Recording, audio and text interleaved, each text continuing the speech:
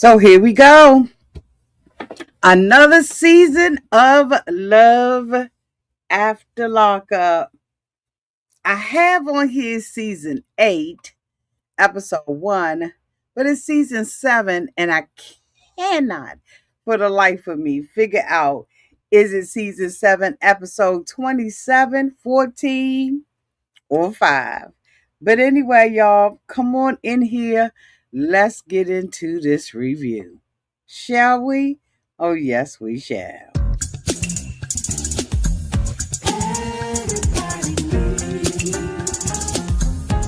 A sweet old auntie. Thank you, subscribers, and my listening reviews. All we all who have been here through the long. Shall we get into it? Oh, yes, we shall. It's time for auntie advice. Sweet old. It's time for auntie advice. Oh, yeah. It's time for auntie advice.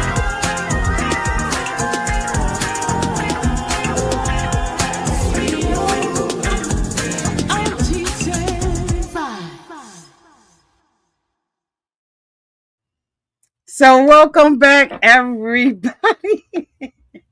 I'm hoping you all had a great day today. In this video, I have tagged the product. Usually you all ask me every time I go live, Auntie, what do you have on your lips? I have a tag for you, the Maybelline Super Stay. It looks like it's on sale. I'm not sure, but it's the Maybelline Super Stay that I put around here.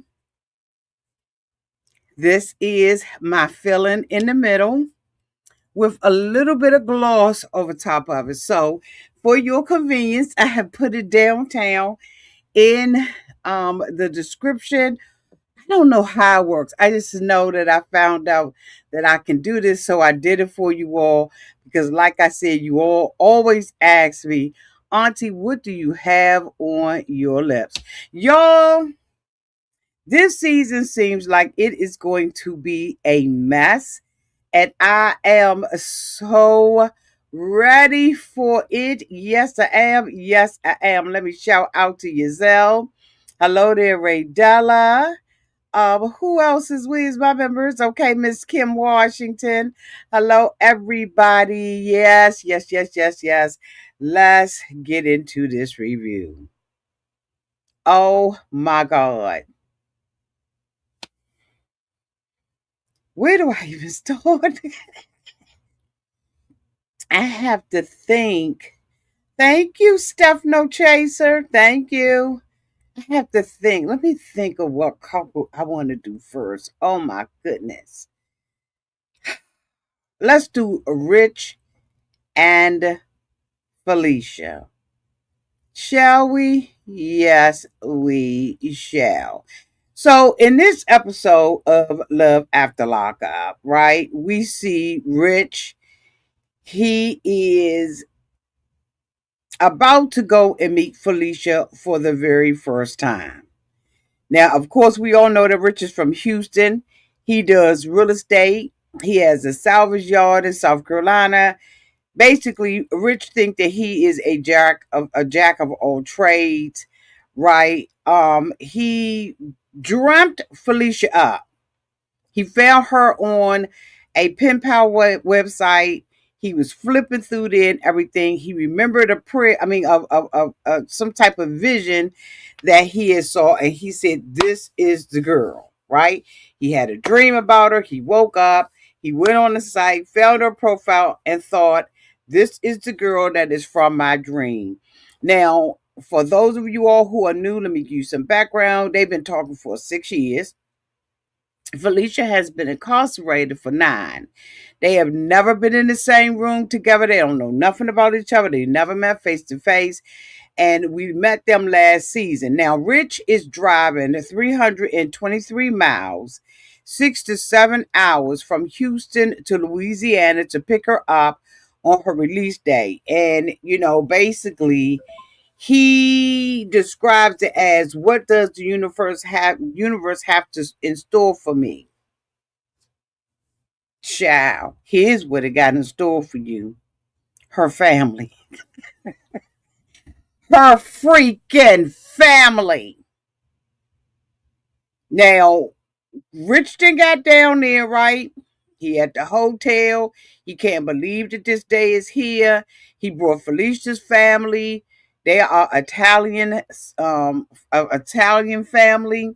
And by his own description, coming from a reserved, laid back background, his family is the complete opposite of hers. They are loud and they are warm and they are, protective, and they are absolutely going to test this man. Like he in for it. They are not playing. She had one of her family members there, right? And the family member said that she had been incarcerated herself, and she's going to teach her the ropes. She going to make sure that she don't get taken advantage of by this mofo, right? She was like, one slip of the tongue, one slip of the foot, one slip of the hand, and I'm on his. It's okay. She said this relationship may be together now, but it ain't gonna be together long if he mess around. Okay. Now the family basically, okay, had this conversation. Now they've been discussing and all of that kind of stuff about Rich before Felicia even came out. They was talking about whether they really, that he a good dude, but they don't know him. Okay, they said they don't know him.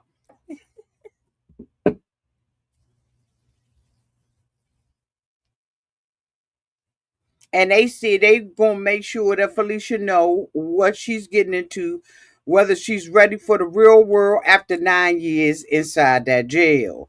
So, like I said, one of the family members, they walked right up to Rich and said, "I don't care who you are, where you from, or what you got, as long as you don't break her heart." Child, this is about to be hot. And she was like, "And if you do, I'm coming for more than your heart." Rich, basically was calm, cool, and collective. He wasn't acting ghetto or nothing like that. He wasn't trying to challenge the family. But I'm telling you, it seemed like it's going to be on.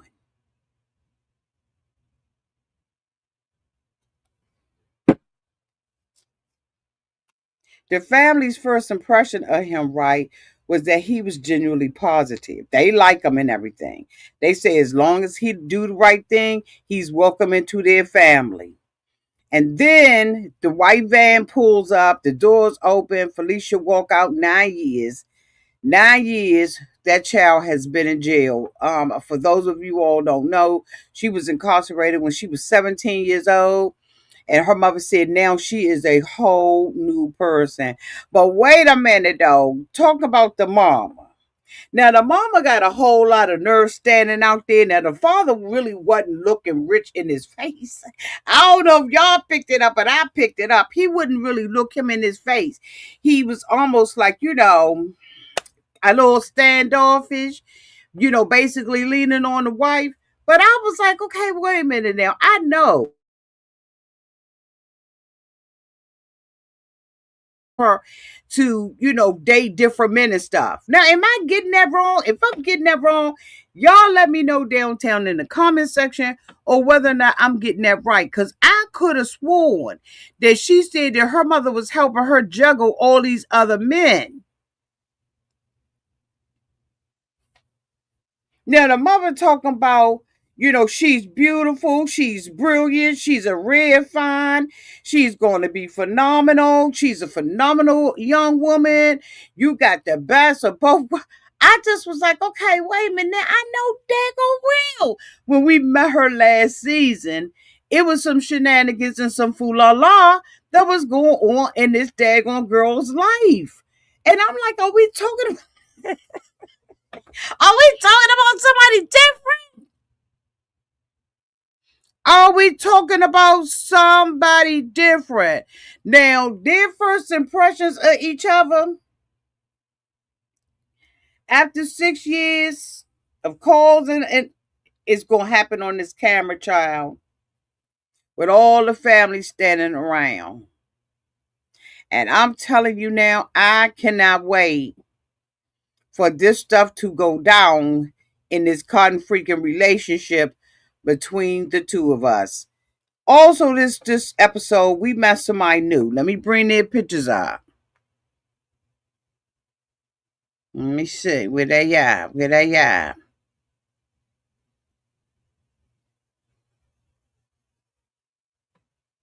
Is this her right here? No. This is Carrington and Zay. Y'all, is she getting set up or no? Because who was the girl that was the sister that was handling the phone way, the three-way phone call? Y'all, this right here is about to be a mess. So Carrington says that her and her sisters, honey, are the Black Kardashians. I said, no, no, no, no, no, no, no, no. Maybe on your block, but that's about it, honey. We're going to stop right there. She says she's in school studying pre-health. She has a daughter, and she got these three sisters. She got Caitlin, Kennedy, and Carly.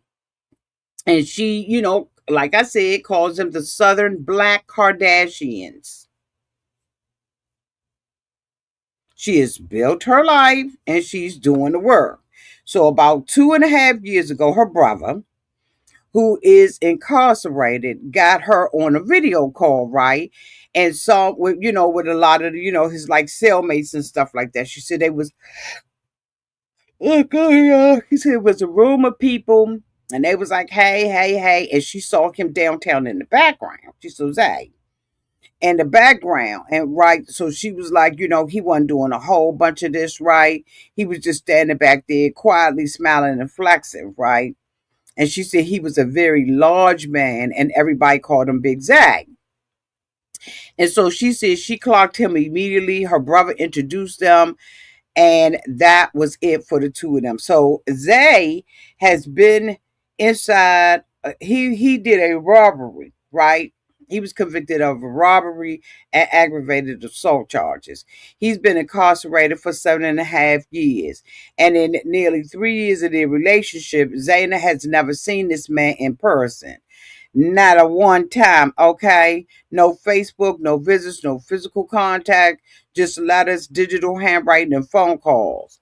And so Zana is at peace with that in a way that is, her type of thing. So she gets really emotional, right? Downtown on the episode because she was saying that she had a fiance and she was pregnant and everything. And she said, and the fiance ended up marrying somebody else. So even just her talking about it, she is crying. I was like, you ain't over nobody you crying about. Y'all let me know downtown in the comment section if I know what I'm talking about. You ain't over nobody you crying about. Something is wrong. So he got his parole. He's getting out in the next couple of days, right? And Zana, is going to be with him, right? Because she says she's dangerously in love. She knows how it sounds. She's not embarrassed by it. She said it's not puppy love. This is real love. And they plan to get married within 30 days after his release. But when Zana's sisters asked, the real question, right? Because like I said, Zana was engaged for about 2 years to her daughter's father, and he called, like I said, he called the engagement off, and then you know he went overseas and got married to somebody else without even telling her nothing about it. So basically nobody saw any of this coming. It was a shock to her and everybody she knew, okay? And her sisters watched her fall completely apart after that, and she was deeply devastating in love with the man. So now her sisters are sitting across from her asking her, are you healed enough to even start dating Zay, right? Is they coming into your life at the right time or at the right moment when you're most desperate for love? Okay. And so, she says that she basically ain't answering the question and stuff. She said that she had some stuff that was going on in her daggone life as well, right? And she was like, me just even talking about it, right, got it, it's like a frog up in my throat. And and I don't even know if I can discuss it or anything like that, right? And so, we're like, okay, like what's going on, child? Come to find out, she out there dating other people, but honey, she's supposed to be dangerously in love with this man. And she said that because she is on her brother's list. Now, this is the first time I ever heard of this. She said that she can't talk to him on the phone because she's on her brother's list for visitors or for calls or whatever. So she got to call his sister in order to talk to him. And when she called them, they was playing her like I don't know what. Like they didn't had really no information. She clicked her on there with him. And so when she gets on there with him, she giggling and all that and all acting like she in love, ready to see him and stuff. And so she gonna sit up there and ask him on the phone, not even remembering that the sisters on there, do your sister and them like me? No, the sisters don't like her. So the sisters was sitting around, with the girlfriend and child. Somebody mysteriously knocked on the door. I said, "Oh my God, this is probably the real woman," because they don't like her, they don't trust her. They're gonna try to get to know her and everything, but they just, they ain't feeling her at all. I mean, when I say at all, they not feeling her at all. This is about to be some bullshit. Y'all, this is about to be some bull right here. Talking about bull. Goddess, Damon, and Bonita. Now,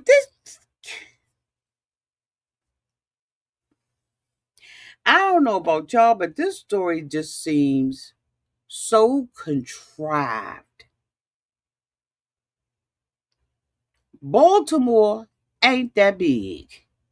That the two of them, between the friends, the hood rats, and all that, don't nobody know they dating? Get out of here. It's just not that big. We see Goddess, she with her mama and her baby, and they horseback riding, right? They doing what they do with the whoop whoop and the boop boop boop.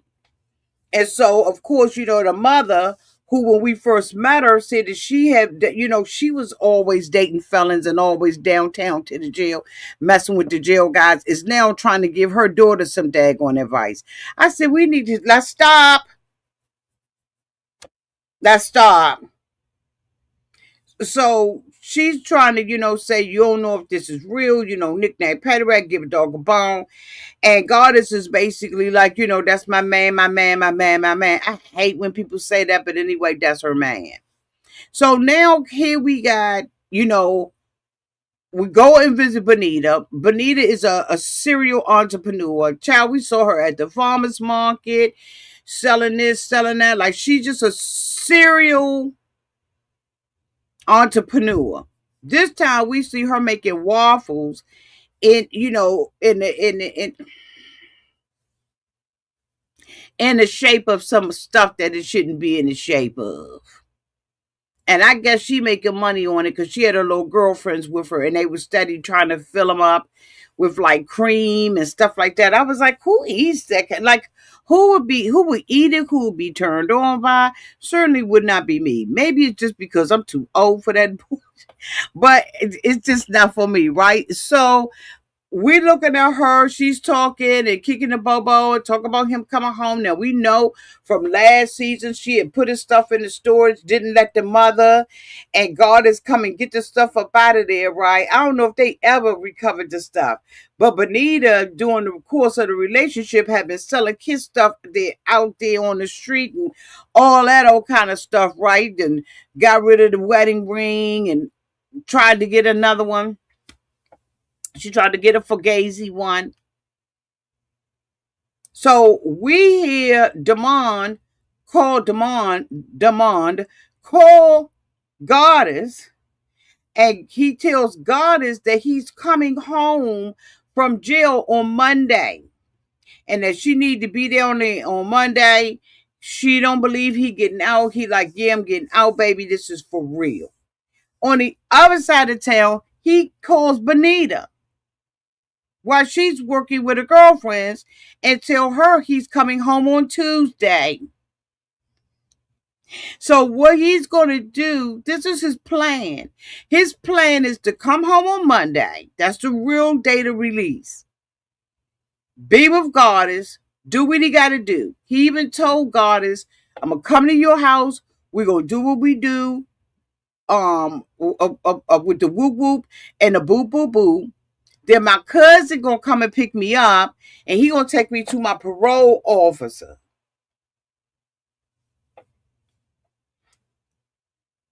But that Tuesday is the day that he's telling Bonita that he's coming home. So he's basically having, and I think that last season they alluded to this, that he and his mom have conspired to make each one of them believe that they're seeing him come home for the first time. Yeah, look, here we are. Now, Goddess is seeing him come home for the first time, right? Goddess is seeing him, but not Bonita. But when he was talking to Bonita and trying to wrap up the phone call, he was like, all right, then, so I'm going to see you on Monday. And she was like, Monday? I thought you said Tuesday. And he said, no, I said today is Sunday. I said, you cannot make this mess up. So he said, no, I said Sunday. I said Sunday, and then today is Sunday, and I see you on Tuesday. So anyway, when she gets off and everything, she kicking the bobo. Goddess is kicking the bobo. Both of them talk about how they going, do what they do to him and everything. And both of them got that same old wind them up thing, and they popping it. So he gonna be getting the same thing, just 2 days, one day apart, because it look like both of them gonna be doing the same kind of moves. I think he gonna probably get bored with that real quick. But anyway, I digress. So he really said that he wants 14 children. I think he said 14. And, basically he wants to be, have the both of them eventually agree to be in the same household. Now, I know that they have been doing some stuff downtown to the TikTok, but I don't watch it because I don't want to, be biased or already know something. You know what I'm saying? If I can help it, I don't want to know. But Bonita said that she had been having these dreams. And she said basically she been seeing this woman. She said now he never cheated on her to her knowledge, but for some reason she done had this dream. And she said I can basically describe the girl. Child, when she got up there and started describing Goddess, I was like, either the word is on the curb,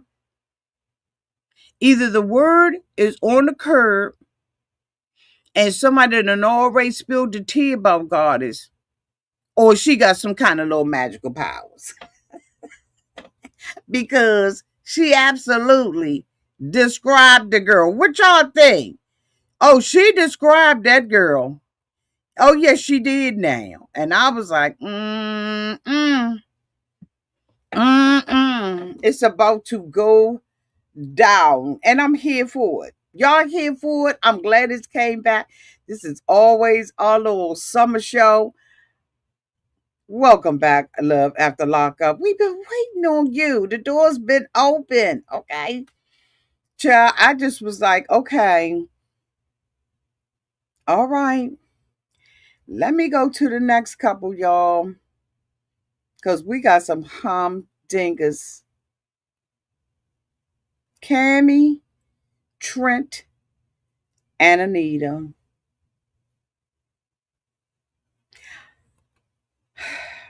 Child, we was introduced to them. And when I tell you that this story snuck up on me, that this was not in my bingo card, I was like, oh my God. It almost seems like it's a gimmick, but we're going to go ahead on to give them the benefit of the doubt that they a real couple. They are in a polyamory throuple couple. They met at a resort. Okay. Kami is 54 years old, and her and Trent have been married for 35 years. They got 4 grown children. They was high school sweethearts.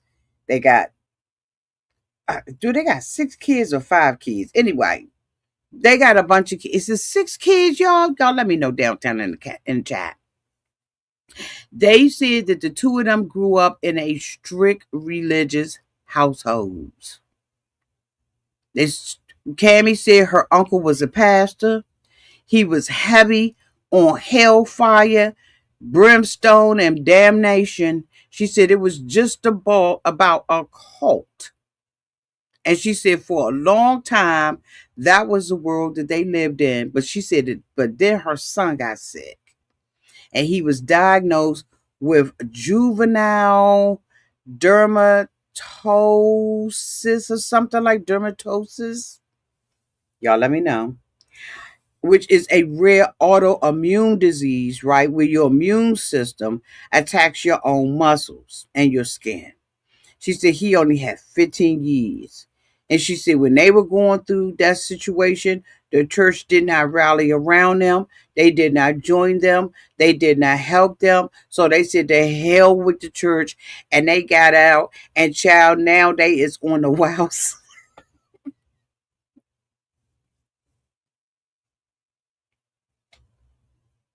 Child, they on the wild side.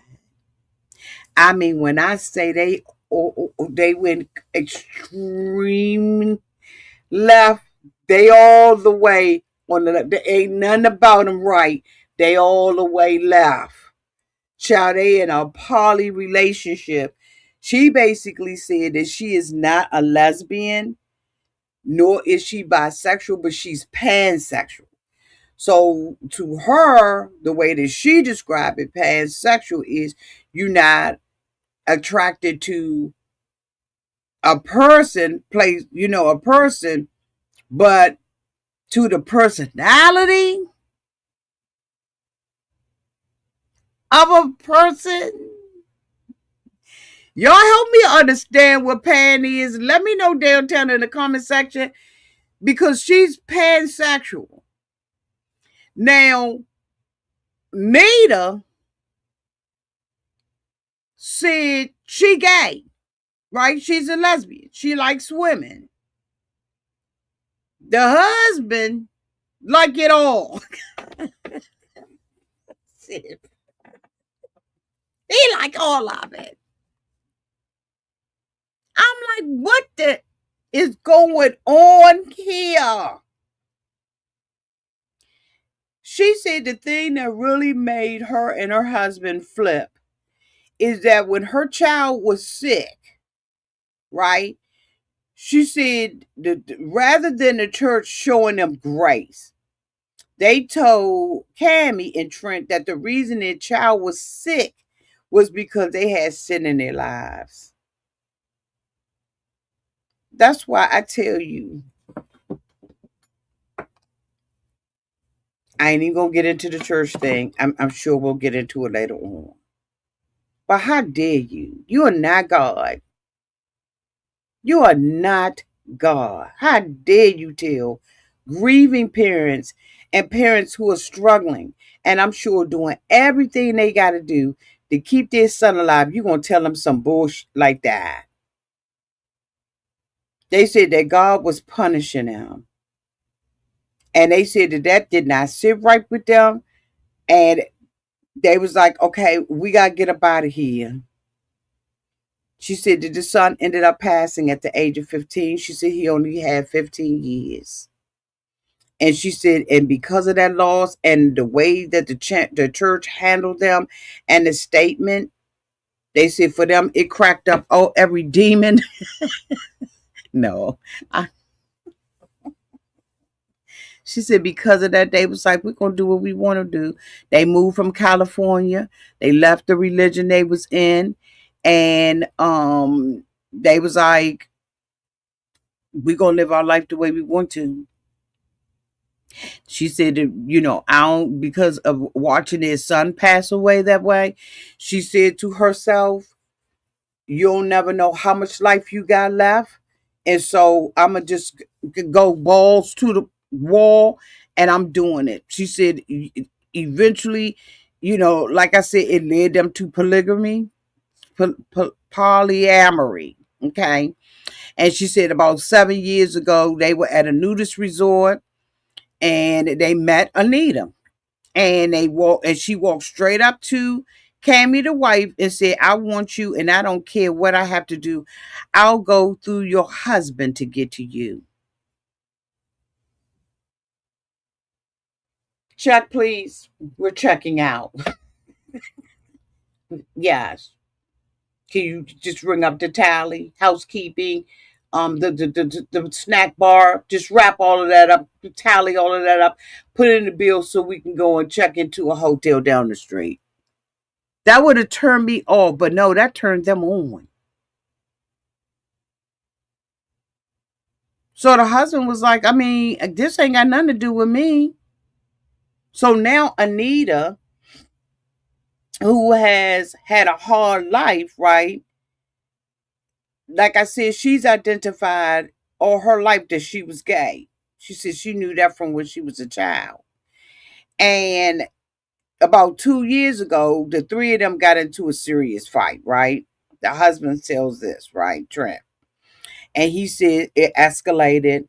Anita went out, relapsed into drug use, and ended up rear-ending another vehicle. Right? She got a DUI charge, and she had to serve 60 days in jail for it. So we see them going, preparing to go and get her out of the jail. Now, she says that this wasn't her first DUI. It's not her second DUI.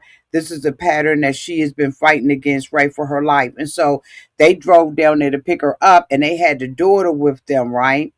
I guess this is one of the daughters that's still living at home, one of the children that is still living at home. And so, they all excited and stuff like that. They walk up and, they sitting outside and they're watching, the center, and they think that they see her and they see her, they run up on her, honey, and they got bottles popping. The girl is still within sight of the cameras and she is popping. They saying, no, don't pop nothing. Girlfriend popped it. They had champagne glasses and all that. Honey, she kissing one. She kissing the other one, honey. She's glad to be out of there. And I'm wondering why she was hugging all up on the daughter and all that kind of stuff. Child, come to find out that the daughter that's still living at home with the family, she's in a polyamory relationship too. So she done picked this up from her parents. Anita come out, and you know what? It kept tripping me out how they were saying it is Nita. Nita. Yes, we're picking up Nita. Yes, we love Nita. I said in our neighborhood, it's just Nita. Y'all let me know how y'all say it in y'all neighborhood. But here in DC, we just say Nita. They were like Nita. Nita. So I was like, okay, so is her name something else? Like, what are they saying? I said, are they just saying Nita? I guess, in different. And look, that's my little sleep bill. I guess in different neighborhoods, we pronounce things different. But honey, every Nita that I grew up named was Nita. Okay, it wasn't no Nita. It was just Nita. You double Nita. Hey Nita. Like I said, y'all let me know. So of course, like I said, they popping bottles and all of that kind of stuff. That night, they all sat down with Anita, and they was in a hot tub when she came home. She was like, "Baby, do you want to get in the hot tub?" She was like, "Hell yeah!" So they in the hot tub, they kissing all over each other. They get up in the morning, honey, and next thing you know, they like, "We both in love with you," and all that kind of stuff. And child, they give her a ring. I was like, what is going on in this relationship? They feature them tonight on Love After Lockup, but they are going to be on a show that I will be covering tomorrow called This is Polly. Y'all, if y'all not watching it, make sure you. The only reason I didn't do a review on this tonight is because I wanted to give those of you all who don't know, this is a show called This is Polly. This couple, along with, let me see if I got my other couples on here, along with this couple, this couple, and this family are on a new show called This is Polly. If you have not already seen it, make sure you look at it so that you are ready to discuss this with me tomorrow. Again, the show is called This is Polly. It comes on directly after Love After Lockup on We TV. This show is off the chain, especially this couple right here, in my humble opinion. Now, we did not get the opportunity to meet this couple this particular episode, but we did meet them. We did meet the Yahweh. Child, everybody's first name is Yahweh. I said. So, along with Trent, let me bring them back up. Trent, Kami, and Anita will also be on this show. Heads up, I'm doing a review on it tomorrow. Do not miss it. Okay, y'all? Don't miss it. And I already gave y'all the heads up that is coming. All righty? Okay. Okay, let's see who's it. No, we did not see them. Kirsten and Brady. Now, this right here, I was like, wait a minute. Y'all, when I tell y'all, I was just like a little bit confused about this storyline. So, Caitlin lives in this small town in the Midwest. Okay. She's very upfront, right now about like who she is and all of that. She says she likes her men rough and tough with a non-afro puff. She wants him rough around the edges. She said before she met Brady, she was in a relationship, right? And he with a man who had some serious drug problems, and she said, he left them in a dangerous situation. So before that, what she was with her children's father. They had been together for 3 years, and they had a rough ending. And she said if he was the last man on earth, she would not procreate with him, and all of civilization would die. He said he don't want her, he can't stand her. I mean, he was like, she ain't. He said, we got 2 twin daughters. I was like, no, you got twins. Okay, you have twins, baby. So she said when she met Brady, right, who she is now dating, she was pregnant. She said her house was literally in the same neighborhood as his. Basically, he was the next door neighbor. She said that there was people coming in and out of that house all hours of the night, right? It basically was like, like a trap house or a drug house or a crack house or whatever. And so Caitlin's boyfriend was like, okay, Kirsten's boyfriend was like, yeah, okay, Brady was the one that was robbing, taking stuff off my truck. She said, no, Brady was the one that was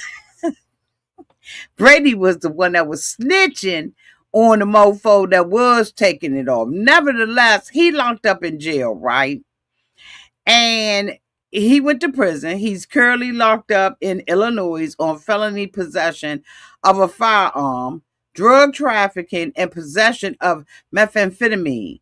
He has been inside 4 or 5 years now. So Caitlin and Kirsten, I don't know why I keep saying Caitlin.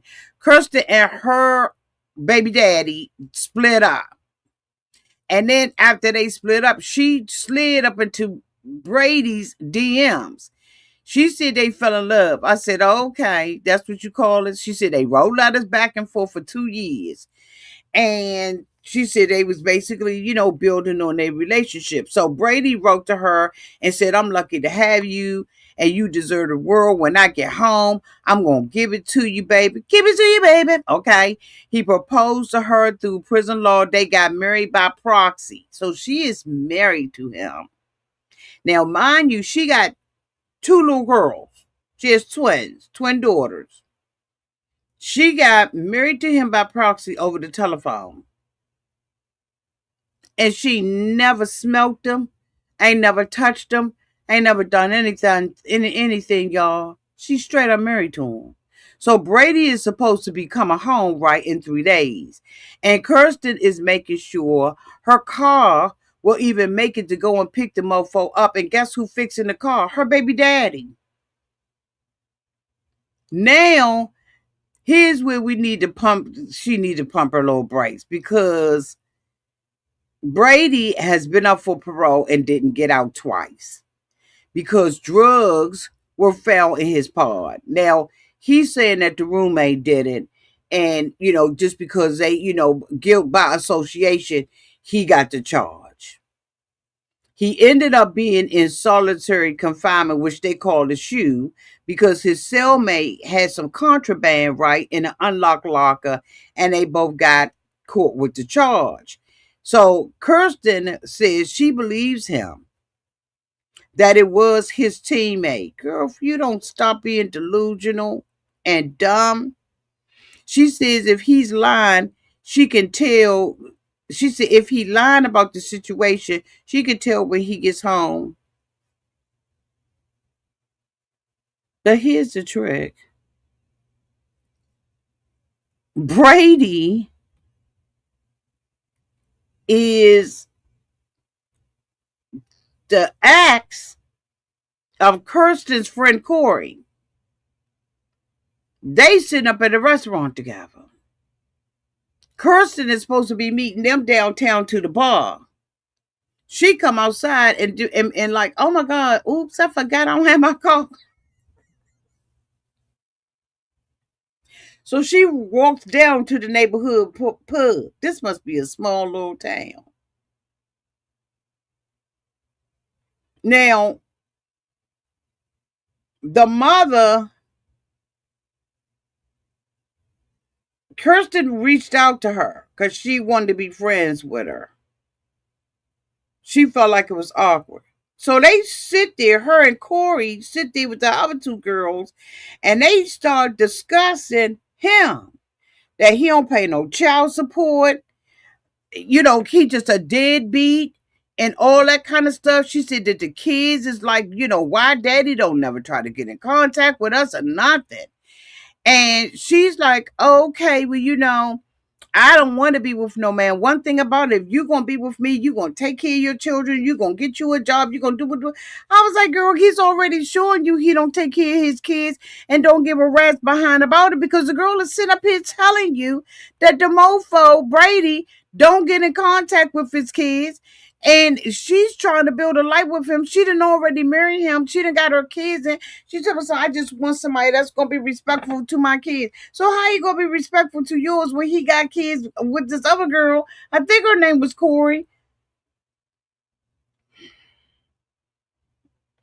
When I tell you she's delusional, she's delusional. She talk over top of people. I don't even think she listened. The girl was like, you done married him sight unseen. You ain't never even been with him. You don't know nothing about him. All you know was he was a daggone neighbor with the crack house. She dismissed everything that the girl was trying to tell her. everything the girl was trying to tell her. She grew up in the same neighborhood, so she know he won't about nothing. But she is ready for Brady to be home, honey. And she thinking Brady gonna get a job. And girl, no, he not.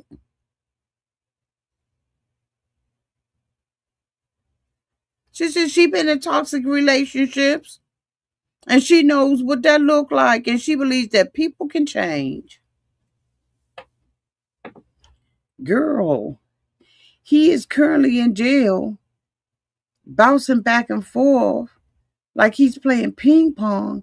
That the other cellmate is the one that had all this contraband in the jail. Wait the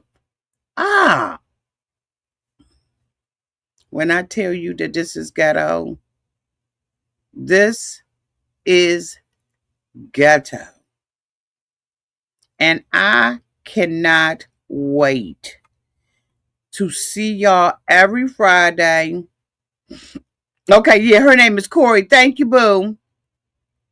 Hey, Miss Pam.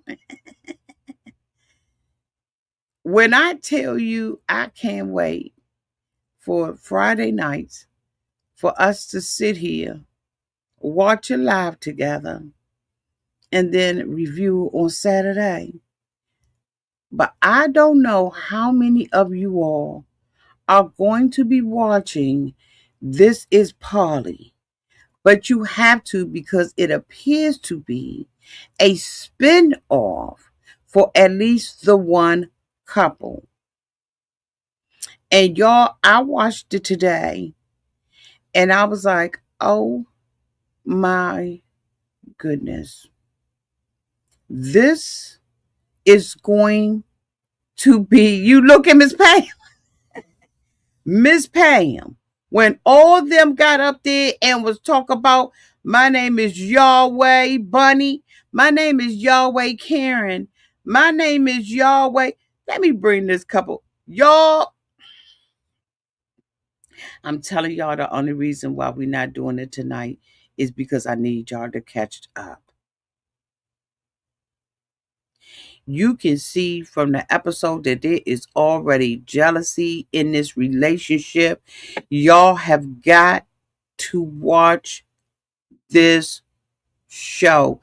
Like I said, the only reason I did not cover it. You watching both of them too? Tracy said, Deidre said she watching both. Tracy said she's watching both. Okay. Peachy said this is Polly. It's just a hot mess show. I needed to watch this. Yes. Yazil says she's watching both. Tomorrow we will be reviewing this. The only thing that I really need to do is just straighten up a little bit in my household. Barbecue on my grill. But honey, we will be covering this tomorrow. Hopefully I'll be able to get out here like around 5 or 6 so you can still watch whatever 90-day show you want to watch. Y'all, when I tell y'all I cannot wait to do this review, I said I don't want to be out here hooping and hollering and going off and take the risk that y'all have not seen this yet. This couple right here, I ain't ready for it.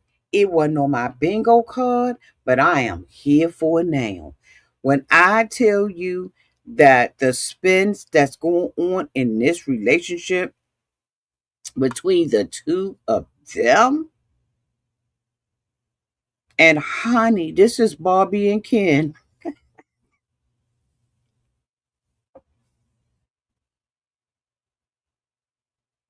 This is Bobby and Ken. And I'm here for it. I am absolutely here for all this shenanigans, all these shenanigans, this foolishness with This Is Polly. I'm here for it. I'm here for it. Anyway, I'm gonna wrap this video up. Y'all, thank y'all so much for being here. Let me take them off the screen so nobody get confused. I cannot wait to discuss this with you all tomorrow. But thank you so much for coming and joining me in this new season of Love After Lockup. This is one of those shows I actually miss when it goes off. I miss it so much. But anyway, I love y'all. And until we meet again, y'all be safe in those streets and in the water. Bye, y'all.